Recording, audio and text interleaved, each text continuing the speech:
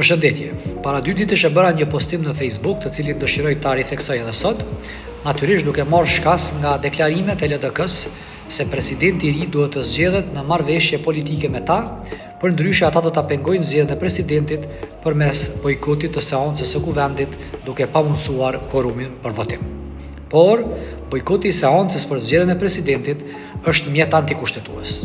Në aktgjykimin e gjykatës kushtetuese të vitit 2011, mbi rastin Pacolli, i iniciuar nga vetë LDK-ja, gjykata vlerëson se të gjithë deputetët janë të obliguar të votojnë në zgjedhjen e presidentit dhe vetëm kandidati që merr 80 vota nga 120 deputetët që duhet të votojnë mund të zgjedhet president në 2 raundet e para.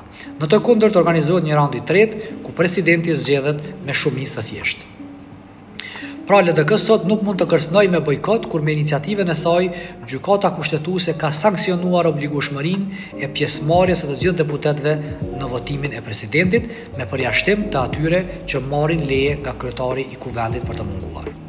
Me të drejtë, gjykata ndalon legjitimimin e bojkotit si instrument potencial për bllokimin e jetësimit të vullnetit të shumicës parlamentare për të zgjedhur presidentin. Kvorumi nuk mund të jetë instrument për pengimin e demokracisë, e cila funksionon mbi parimin e shumicës.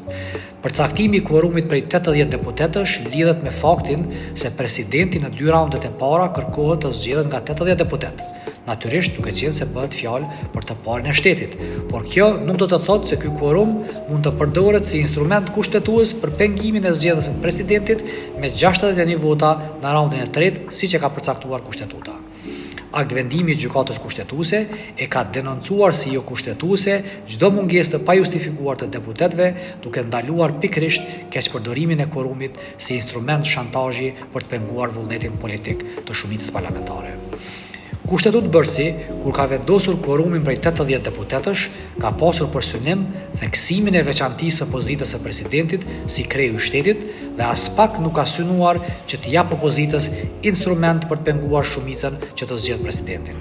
Pra kur kjo shumicë ekziston, ka dalë nga zgjedhjet dhe pasqyrohet në kuvend. Në të kundërt, kjo do ta prishte demokracinë si një sistem politik ku qeveris shumica. Pikërisht kjo është baza mbi të cilën gjykata kushtetuese ka sankcionuar si obligim themelor pjesëmarrjen në votim të gjithë deputetëve, ashtu siç obligoi deputetët që të marrin pjesë edhe në votimin e zgjedhjes së kryetarit dhe kryesisë së kuvendit. Kuvendi i Kosovës, krahas të cilit pushtet ligjvënës, është edhe organ zgjedhës, prej të cilit dalin edhe institucionet e tjera kushtetuese, siç është rasti i presidentit. Prandaj refuzimi i kryerjes së këtij detyrimi për motive politike të përmbysjes, ndryshimit apo pengimit të shumicës së dalë nga rezultati i zgjedhjeve të lira paraqet veprime antikushtetuese dhe antidemokratike. Zgjedhjet e fundit ishin treguesi më i mirë se si i vlerëson populli bllokuesit dhe bojkotuesit.